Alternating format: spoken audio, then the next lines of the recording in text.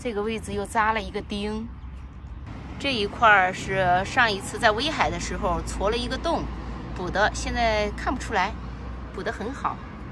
嗨，大家好，我是依然。我们到了江西省的吉安市吉安县，距离驻车地很近，2、3公里就有一个补胎店。胎压又是正常的了。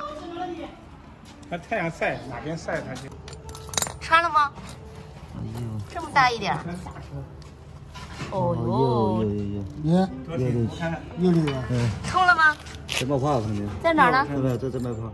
嗯。这个还补过一次嘞。多来多难的条路。做记号。现场不能补啊。现场不能打针补。哦，那只有拖过来。就是他呢有煤气的时候就他有快一点开。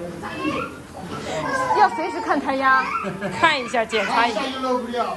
那就他叫名字嘛，他既然留到明天他还有戏。哦，明天还没问题哈。只要不拔它就还好。找里面的位置。找里面的位置。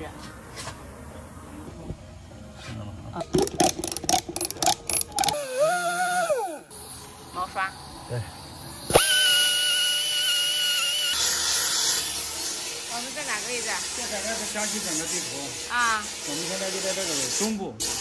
啊，在吉安啊，我们现在是在吉安市吉安县，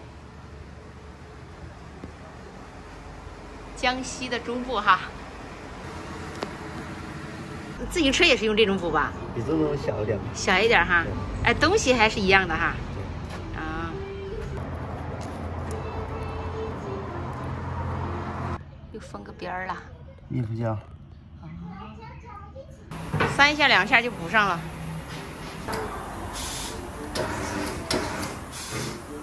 检验一下。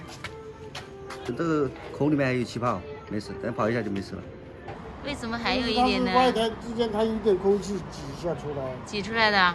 泡一下就没事了。它要多久才过没有啊？一段就没事了哈。你要泡起来之后，它就没事。它就没事了。哦，这样的呀，不漏气就行。今天晚上观察一下，明天走。好嘞，好嘞，谢谢啊。补好轮胎，明天继续出发。